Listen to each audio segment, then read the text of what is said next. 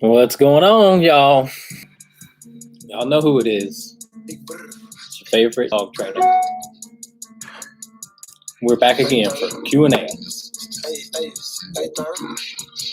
Episode 169. Answering any and all dog training questions. This is what I'm gonna do different. If anybody would like to call in or go live with me on Instagram, then you can do so. Let me turn down the music. So what I'm going to do is I'm live on Instagram, YouTube, and Facebook. And if anybody wants to call in, they can call my cell phone number. And I want to start having people call in. I'm going to get the software for that crap yet. I don't have it yet, but I want to start getting you guys to hear what a conversation is like between me and a potential client. So if anybody wants my really, I would be giving you a detailed sort of description on what to do. It is kind of like a consultation, so feel free to give me a call or go live with me on Instagram. We're gonna start that. I think I like that style, and you could sit here and just talk about your dog the whole time, because I think people could get a lot of value out of that. So let's get started, man. All right. First question. First of all, cheers. Hope you guys are having a good Thursday. Okay. Hello. After looking at your website and videos, I feel as though you'd be able to help me and my pup out. 5 years old and has fear aggression towards people and dogs, and has bitten 2 people and grazed one other person with her teeth. I'm graduating from college in May and soon will be on my own with her, which truthfully terrifies me, as it causes me a lot of anxiety as well. Being that I'm a college student, wondering if you do blah, blah, blah, blah, blah. All right. So 5 years old and fear aggressive has bitten 2 people. All right. So 5 years old is going to be a little bit more challenging for you. It's not obviously a write-off, but it's definitely going to be a little bit more challenging for you because it's 5 years old, and the dog may need a little bit longer time than the standard board and train. Standard board and train is 3 weeks long. So, but 5 years old, fear aggressive towards people and dogs. Dang. It'll be a bit of a journey, but we'd definitely be willing to help you. Oh, snap. So I wanted to talk about a little bit about the difference between a smart, what we define as a smart dog. A lot of people come to me and they say their dog is smart. And I have to question it though, because what's a smart dog? Smart dog can learn what? Sit down, stay very quickly, right? But those dogs still terrify other dogs or people, and or are terrified by the littlest things like vacuum, a car, big trucks. So does that take intelligence, and what are we talking about? Because there's a lot of high performing dogs that come to me. There's a lot of dogs that can do very well on a stage. I get a lot of dogs who are competitors, but they still are highly human aggressive, or dog aggressive, and it limits their abilities. So, there's a big gap in dog trainers who have had, there's like the sport world, and obedience world, and then there's like the behavior modification world.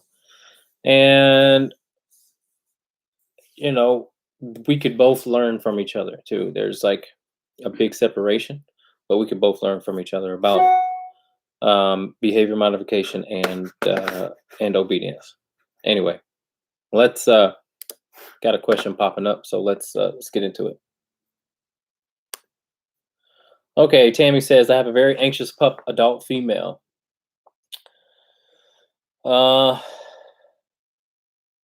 We've done a lot of work with her to ease her fear of people and dogs, but she's a submissive piddler. Any ideas to help her learn not to piddle when she's being approached by what she sees as, oops, by what she sees as an authority figure? Yeah.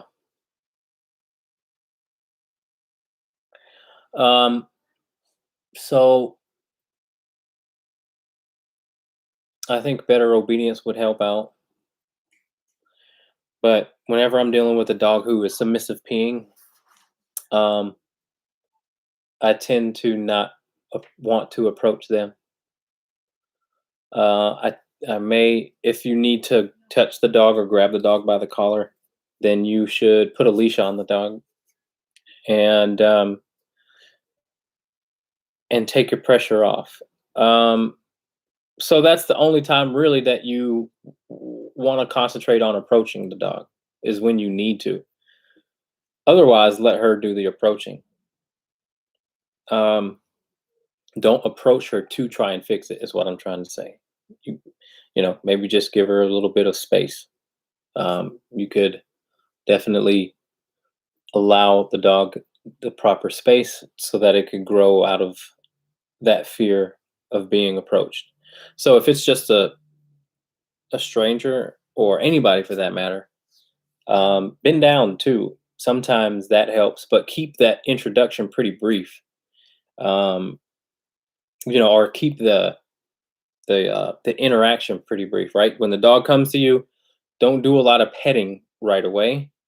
Just keep it moving, whatever you want to do.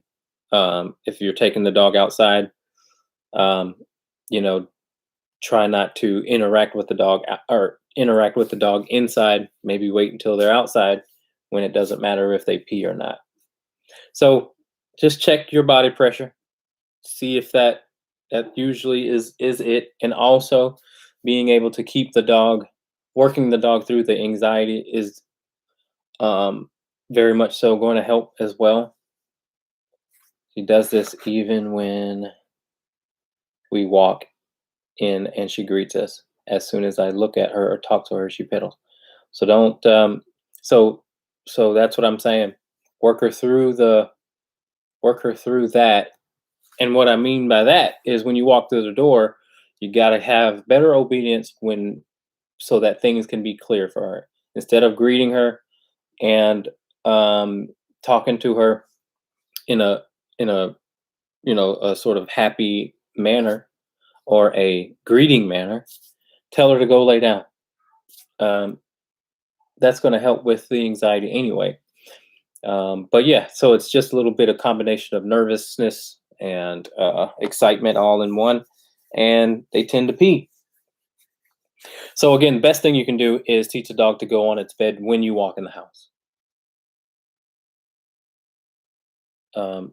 Because you're creating that, you're taking control of her excitability, anxiousness, whatever it may be, and the dog will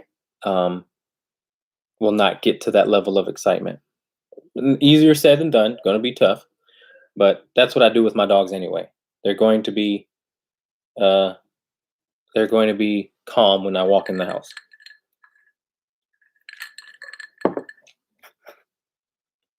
All right. Thank you for your question. I feel free to ask as many questions as you like, and anybody for that matter can ask as many questions as you like. But anybody watching on Instagram, you guys feel free to come in, and if you have a question that way, we can talk about it. We can have a conversation. Otherwise, I'm going to continue with questions. All right. Hello, I have a very uh-oh. I have a very people reactive dog who was abused at some point before we adopted him. He was in a situation where the prong collar was misused and never taken off of him, so his neck was bleeding and raw when we got him. Is it possible for him to go through your program without the use of any prong collar? No, no, there's not. I mean, um, ultimately, we want to work him through everything. Anything that the dog shouldn't fear, we should try and work through it. And being given the fact that if the dog comes and stays with me, I will have the time to work through it. I work plenty of dogs through e-collar, poorly educated, poorly educated dogs with the e-collar, and so I'll have the time to do it. So we can do it, and there's really no reason not to try to work through that. Um, it's a simple tool. It's not about the tool, even though it was misused. Especially if the dog is nervous on walks, we're going to have it's going to be pretty essential to get the dog to not be nervous on the walk. It's just a fast track way. So yes, I would, I'm never going to say anything absolutely, but chances are we'd be able to do it. So I finally got a comfortable chair, man.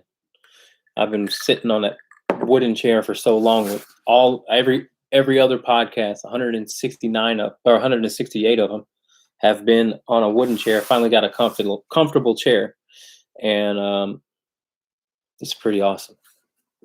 So if you're watching on YouTube, Instagram, or Facebook, please feel free to ask any question at all. No questions are bad, and know that you are helping out somebody else that's going through the same thing.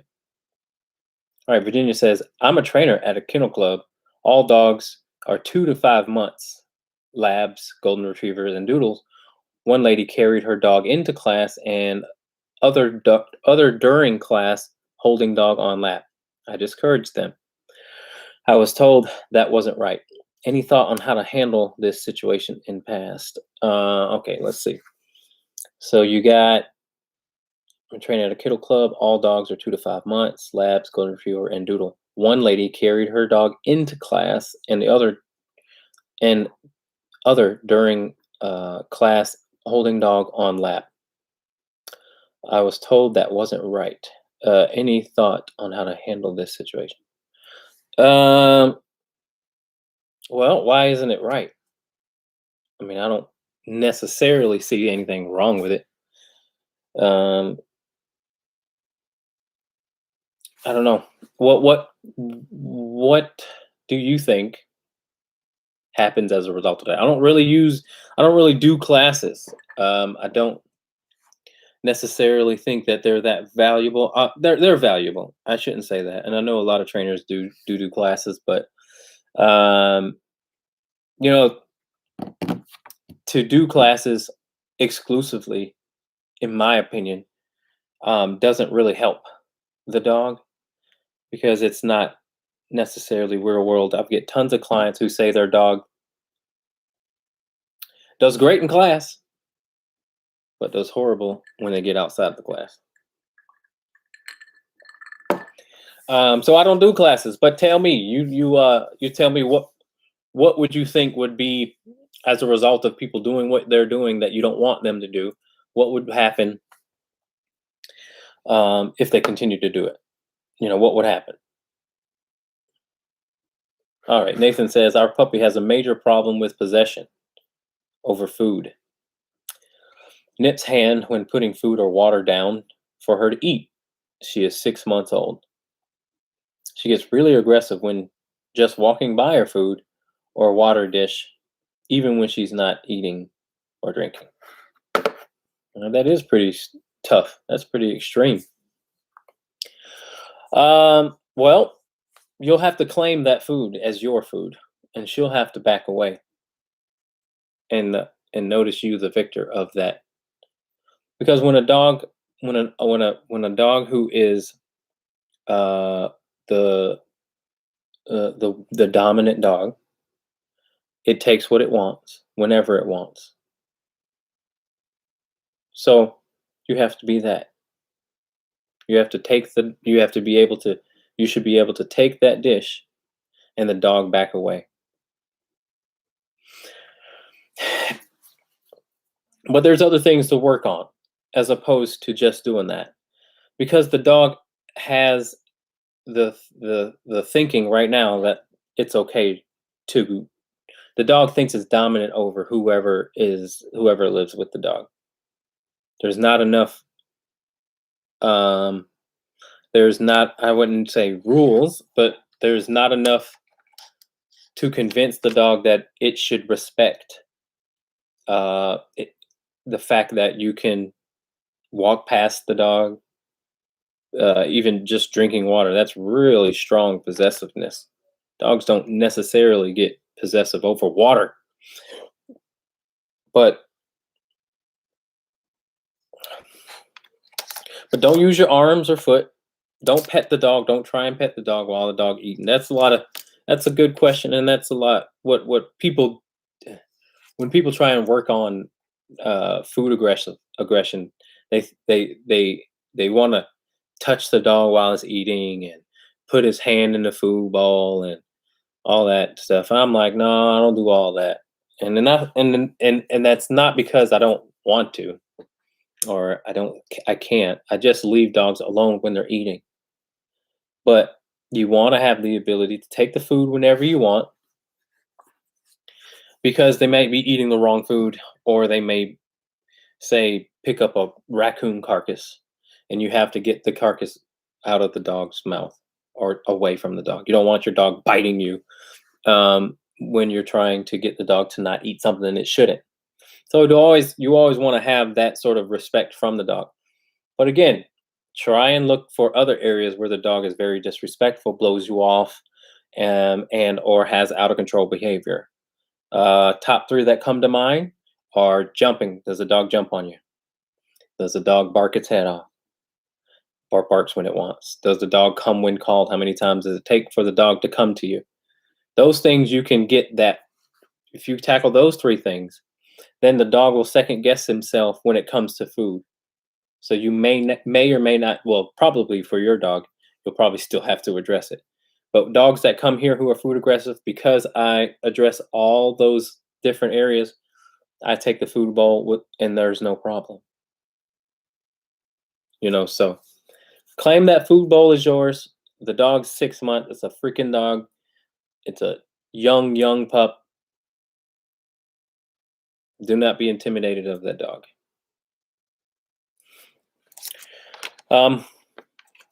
If that makes sense and you're okay handling that, then try and handle it. But you may need to reach out for professional help because sounds pretty strong. But the dog's really young, so good luck. And I appreciate the question. Feel free to ask another. All right. We have a 1-year-old pointer mix who barks at everything. Sounds in the hallway. When she sees a person or dog outside, we use an e-collar and it doesn't seem to faze him. How do we coach him not to bark? We try to redirect, but it doesn't seem to work. Yeah, redirecting, it doesn't work. Everyone wants to do redirecting. No, redirecting doesn't work. Redirect him from the thing it needs to learn to deal with. Not good. Allow the dog to stay wherever it is. Don't try and keep the dog's attention because that's just prolonging the learning. The goal is to learn, not to actually stop the dog from barking. Because you can hold their mouth shut to get them to stop barking. But that's not the point. The point is, I want you to see this and let me show you that you don't have to bark your head off. So that's my approach when it comes to barking. 1-year-old, still very young. it needs to have something to do that's non-negotiable in the house. Which the easiest thing is teach the dog to go lay down when you say go lay down, because that's what truly is missing. The dog thinks it's okay to bark, but it also maybe feels it needs to, because you guys have not really shown the dog that your house is your house and not his. He feels he needs to be maybe protective or whatever it may be, but you have to guide him, and you have to teach him that when I say stop barking, that means stop barking, because there's no real reason to bark.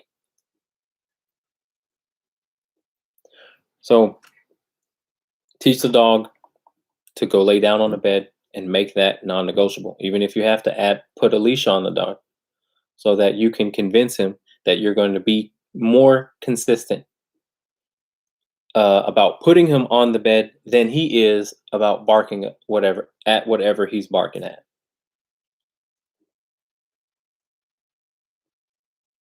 So he's still young, not that stubborn yet. Point is, make him feel safe in your place, and show him or teach him to be quiet when you tell him to be quiet. All right. Thank you for your question. Feel free to ask another. Oops. Okay, she does, and we're home with her most of the time. She's in and out all day long. All right, would you carry puppy into class or hold your dog on your lap during class? Lead to insecurity in new environment. I mean, I don't think so. I don't know.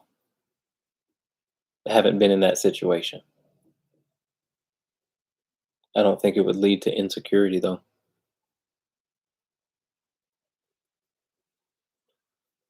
Yeah. It depends on, if I'm teaching dogs and if I'm teaching puppies in class, one of the things I'm going to teach is belly up calmness. So that would require a puppy to be in the lap. So if they want to continue to put the dog in their lap, give them that as something to work on. Calm, belly up. Belly's up in the air. Owner holds the dog until it's calm. That's very good for puppies. Hi, Denise. Thank you. He will be attending your class in May, but these are really helpful tips for at home. Okay. Yeah, go ahead and get that done, because listen, if you can get him accustomed to my system, the easier it'll be. I got dogs now who have really prior to coming to my board and train have really gone into my system as far as just a couple of things: how to get the dog to walk right and the place command. Knowing what down means non-negotiably is can be very tough. If you can do that legwork, if you can teach your dog to lay down non-negotiably, by the time it gets to me, I can take the dog much further, because sometimes teaching dogs how to go down is very difficult, or it takes a lot of time.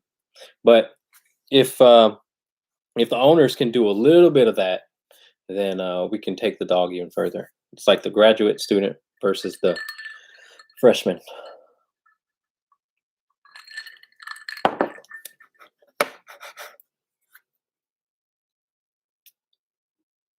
Okay. Brittany says, I have a 3-month-old American Bulldog. She rings bells to go to the bathroom. She sits on command inside the house. But when she's outside and sees kids or people, she jumps on them. How should I teach her to stop?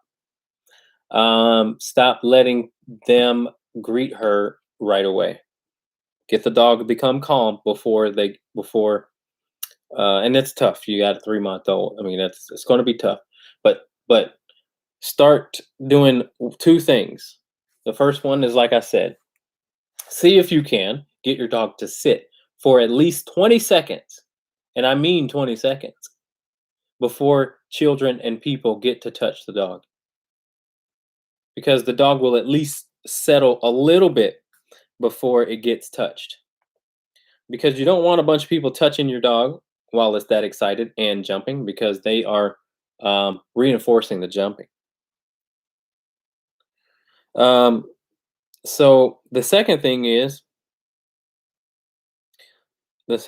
sorry, I want to ask my wife to bring me a beer. The second thing is, get the dog around people that aren't going to touch the people, because remember, socialization isn't about the dog being touched by 100 people. Socialization is about getting the dog around people and allowing the dog to learn that every person's not going to basically molest them. Yeah, and people are going to want to. So you're probably going to have to somehow say no. It's tough. It's tough. It's going to be tough. But there's a lot of dogs that go down the wrong path by just the owner just saying, hey, let everyone touch them all the time. It's cute, but especially for protective breeds, you want to make sure the dog has the ability, the choice to be interacted with or not, or to be pet or not. Some people make the mistake, especially with German Shepherds, that they will thank you. Some people will make the mistake when they have that young German Shepherd. The German Shepherd's backing up. People are wanting to touch the dog. German Shepherd's backing up. And yet they're still coming in with their hands and all that stuff. And then when the dog gets a little bit older, about 10 months, 11 months, the dog goes, roof. And now it's a little bit bigger, a little bit more confident.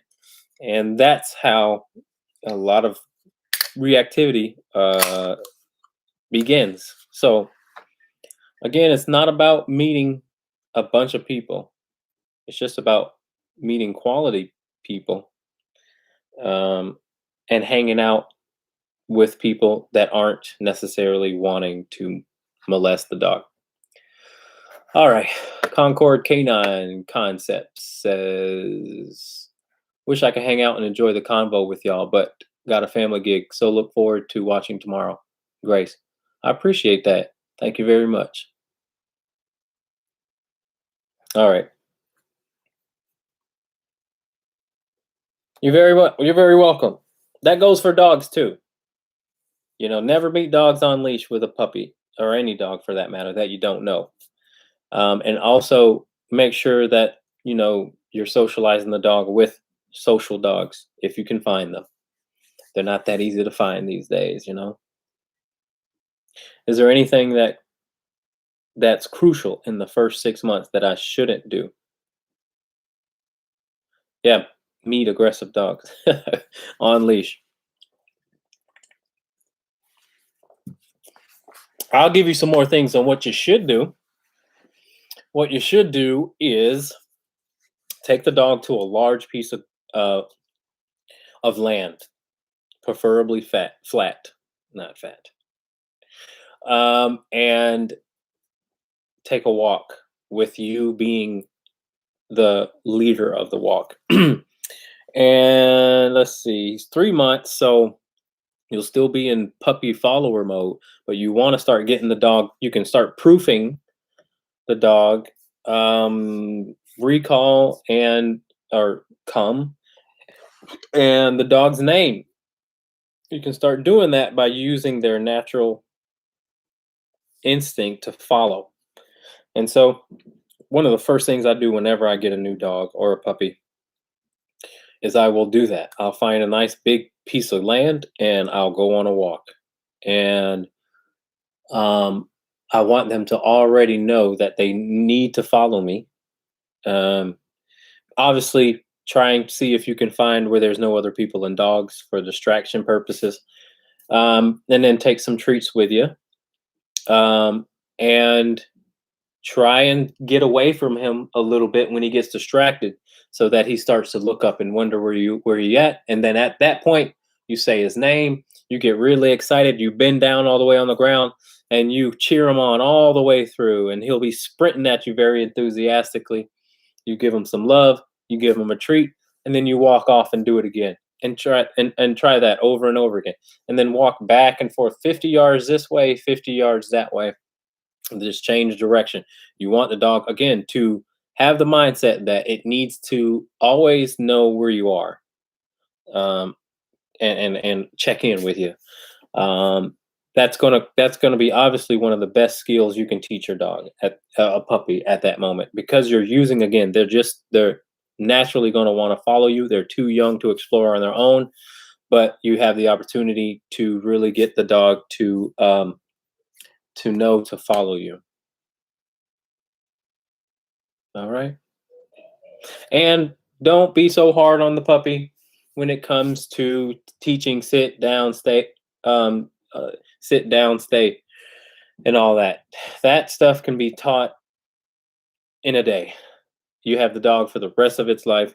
It's not necessary. Doesn't mean that you've done a good job either. Um, Calm is the most important, and calm mindset is very important too. In and out of the crates, in and out of doors. It's not about the actual sit, it's about what the sit produces, what can produce if you wait long enough. Put the time in now so that you don't have to pay a trainer to put the time in. But you want to be able to create patience coming in and out of doors and crates. So you open that crate, the dog should sit and stay there and look at you like, okay, when are you going to let me out? Then at that point, you can take the dog out, but don't allow the dog to assume that it's okay to come out of the crate. Um, that's a good one, and you can be doing the belly up exercise. I really like that. Belly up in the air, waiting until he's calm. It's called condition relaxation. You're letting the dog know that its struggle is not going to necessarily get what it wants, which is a good lesson. But calmness. Once you're calm, then you can receive some nice petting and get what you want. Calmness gets you everything. All right. There's a lot more I can go on about that, but feel free to ask more questions, because puppy talk always helps a ton of people. Okay. Anybody on Instagram, if you guys want to join in, feel free to join in. We can have a conversation. I am, like I said, going to start doing on over the phone interviews, and so I'm going to allow people to call me at during the times we have the podcast and Q&A, and I want people to hear sort of a phone consultation, because I don't do in-person consultations, because I can tell you over the phone with questions that I ask if I can help you or not. And most people that call me, I can help them. Because if the dog was as crazy as they thought the dog was, or truly crazy, they wouldn't even waste the time to call me. Some people would just put the dog down. Some people do that.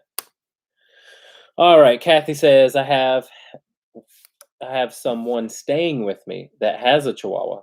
It comes at people and barks like it's going to bite, but it never has bitten. We have two mellow dogs, but when the Chihuahua comes at my big dog, he gets aggressive. I have bought a bark collar for the Chihuahua to stop barking, and they're being kept separate since the collar is on the Chihuahua. They seem to be calming down. What's my next step to introduce/socialize them? Wait longer. What signs do I look for to make sure there is no fighting? The best sign would be is if all the dogs can listen to you. If the dogs can listen to you, then they will be able to receive what you want them to learn. That's the best thing. When you say, hey, when they're nose to nose and they're stiff sniffing and or are stiff and they're growling, and you say hey and they don't respond, then uh, something bad could happen. So you want to be able to have the ability to get them to not focus on each other, have ill thoughts about each other. You want to be able to stop that via voice.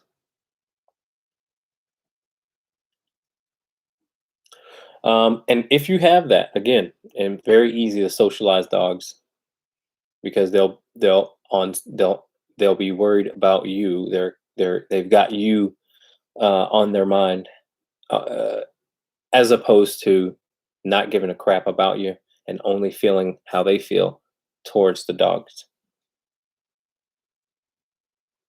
So that's more important. Hi, what are your thoughts on hand feeding puppies? Um, I don't have any really. I don't. I don't think it. I don't think it does anything special. What are your thoughts? What have you heard? Because I don't think it builds any sort of bond. I don't think it works with resource aggression. Um, yeah.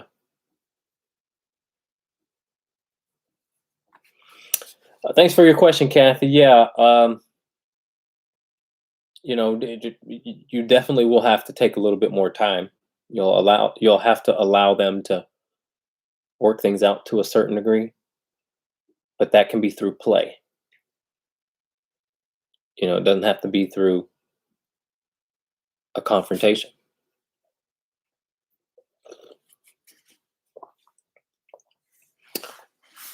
So, but I want to know, Sarah, you said my thoughts as well. What I want to know is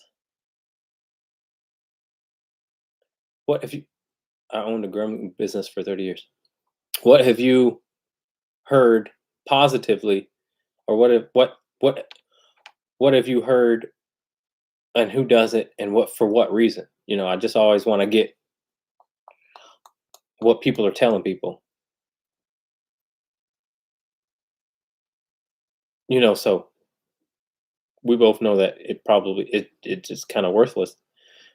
But what would people who would recommend doing it say why you need to hand feed your puppy? I mean, maybe on some level, like if you have a really fearful dog, uh, I just never have. Yeah, I mean, maybe like I said, I can see it if I have a very fearful dog, but fearful dogs usually don't eat that well unless their food drive beats their fear drive. Then, you know,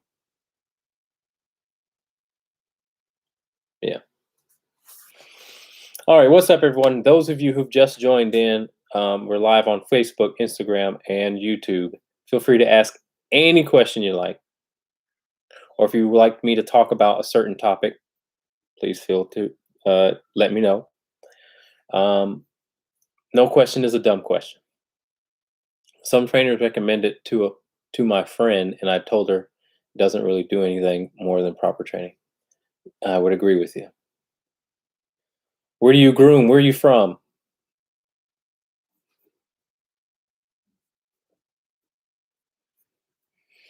All right, let's keep going.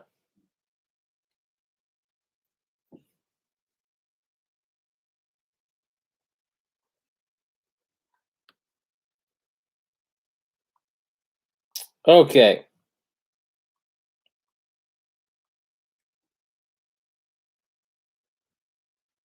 Can you talk about how to start training with an e-collar?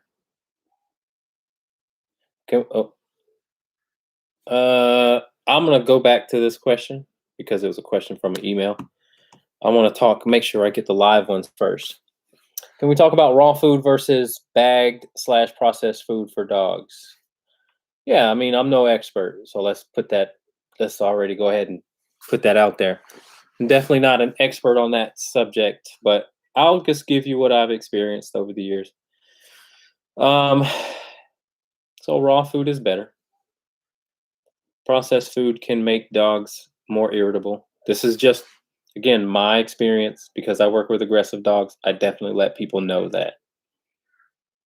Dry food can become hard to digest.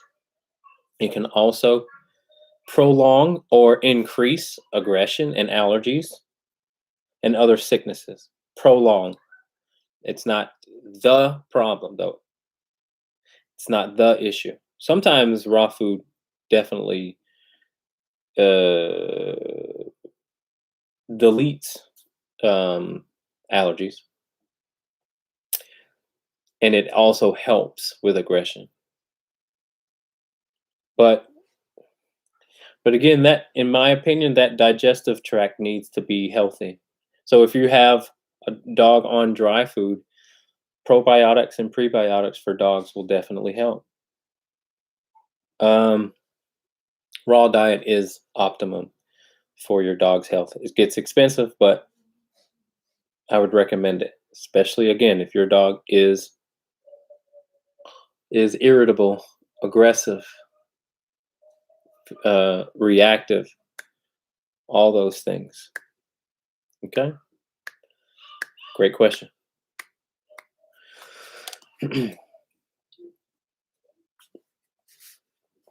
Okay, I live in Maryland and my business was in Delaware. Nice. YouTube, people come from all over the place in YouTube. Okay. Gene says, I have a dog that has gone after attack every dog that has stepped into my house. I'm telling him to be good the whole time. We have a different dog in my house. How can I stop him from doing this? Well, you want to add value to that phrase that you tell your dog. You tell your dog, be good. The dog should actually take your word for it. Or the dog should learn what no means. And in order to add value to any of your words, you will have to add training tools, leashes, collars, anything for that matter that will get your dog to take you into account versus its own feelings, thoughts, desires, ambitions, whatever that may be. And so that's what's got to happen first of all. Without any dog, forget the dog, forget the other dogs. How's the dog listen when it's just you and him? How well does the dog listen? Does your dog trust you more so than again goes into its own mindset when it sees another dog? It needs to be able to take your word before its own. That's a really good level of dialogue. When you can have your dog go, is this okay? Versus thinking, this is not okay. I'm going to go handle it. So that's what's got to happen. And you can work on that, again, separate from the big issue. See, it never really is all the issue. And then the dog is great in other areas. Everyone calls me and says 98, 95, 90% of the time the dog is great. That other 10%, he bites, he barks, he does this, he jumps, and blah, blah, blah, blah. But that 90% is just not aggression. But there's still a lot within that 90% to clean up. A lot. And so, I see it with every dog that comes to my place.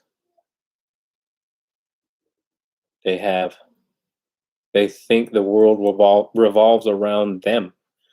And that's the bigger problem. Because when you have a dog that thinks like that, then it's really adamant about getting what it wants, whether that be petting, food, or whatever it may be. And if something gets in the way of that, something threatens that, another dog, another human, kid, then the dog is is free to become angry about that because it's sort of spoiled. So yeah, that's about that. You're going to have to get that dog to really listen to you and learn what no means. All right. I hope that helps. Thank you for your question. Feel free to ask another. I think I got them all on Facebook. We've gotten some good questions. All right, back to the 6-month-old puppy that is 7-month-old puppy that and you're interested in e-collar training. Well, I have to tell you guys a story. I did put an e-collar on my dog Tina, my puppy Tina, and I tell you why. Because I took the dog hunting with other hunting dogs. One of the hunting dogs was a English pointer, and the English pointer just goes and goes and goes. And Tina is so obsessed with dogs. She blew me off. Oh my God. You guys, you would have thought I was the worst trainer in the world. I put the e-collar on her with no intention of using it. I just wanted to get her used to wearing it. But since I had it on, she ran right past me. I gave her plenty time to listen to me. I know she heard me. I know she heard me. And so I turned that thing on. I said, Tina, come. And I pressed the button. I said, Tina, come, and press that button. And she gave me a little yelp. And then she turned and ran right back to me. But holy smokes, did she not give a crap about me other than that? So if you have a dog like that, here's the deal with e-collar training. The e-collar is only there to prove what the dog already knows. It's not something to punish the dog with. You see, I got the dog to come to me. No dog's going to come to me if they're punished. But it's to prove what the dog already knows. The dog should know it, and the better it knows it, the easier the transition to the e-collar is going to be. Okay, and so the e-collar is there to only add value to those commands: come, down, sit, stay. Especially amongst high-driven dogs or dogs who are fearful and aggressive, the e-collar is the best tool invented if used correctly. So make sure the dog know you're not teaching the dog with the e-collar, just proofing, adding value to what the dog already has learned. Okay? But nothing less than about 5 months, man. That's too young. All right. I appreciate your question. Can we? Oh, yeah, I already talked about that. Okay, have an 8-year-old daughter, and when she goes to her aunt's house to play with her cousins, their German Shepherd demonstrates hurting and lunging just towards her. She's been nipped at several times with this dog, but her aunt says nothing would ever happen more than that. Man, shit. Is it out of line to ask the dog to be separated from the children when my daughter is over? Or is there anything else I can suggest to still include the dog too with making my daughter? Man, yeah, right. Hey, look, check this out. I was at one of my favorite restaurants, and the restaurant owner has a bulldog, and it's a pup. It's a young one. It's like a 1-year-old.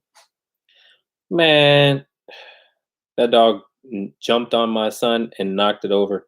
I went right over there, and I grabbed my son. I got him the hell on. People are so naive to the what a dog is actually doing when it's allowed to do stupid things. Those are really close jumping and nipping, and those are really, you know, the dog should not be allowed to nip children, period. I don't care if she doesn't know that it's going to be nothing more than that. What, the dog nip everyone? How does she know that? Does the dog nip children on a daily basis or something? Because how does she know it doesn't? I wouldn't bank on that. So I would definitely say keep the dog separate, or obviously teach the dog that it's not okay to do that. And if they can't respect that, then I wouldn't put my child in that situation. So yeah, I feel your pain on that. I'm definitely very tough on people when it comes to children and dogs.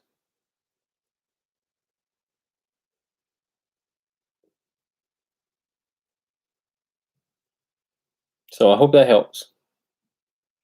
I appreciate your question. Feel free to ask another.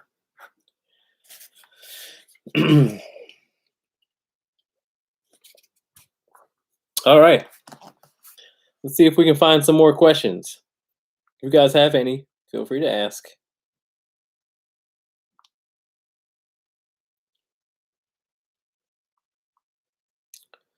Let's see.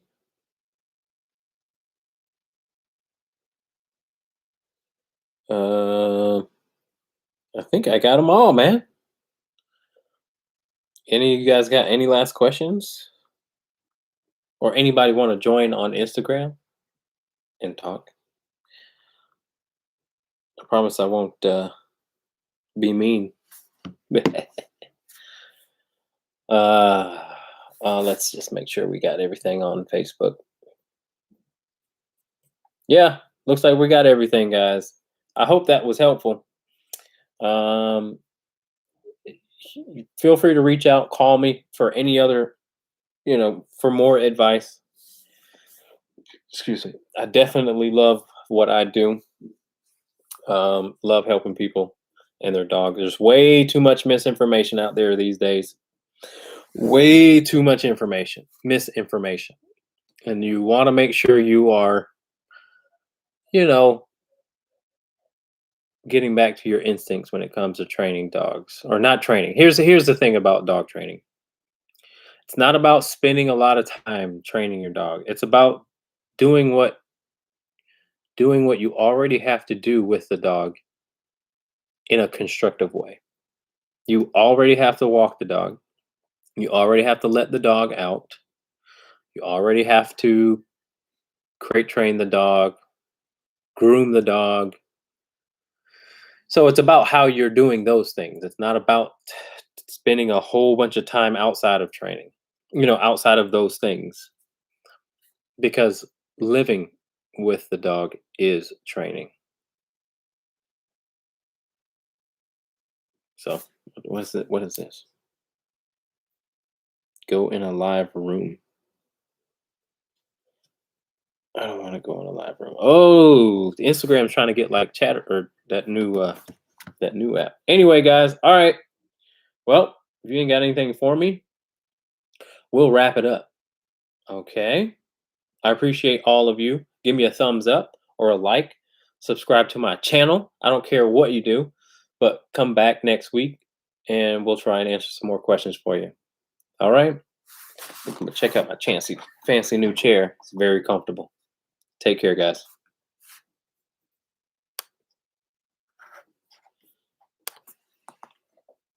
Bam. All right, YouTube. See you later.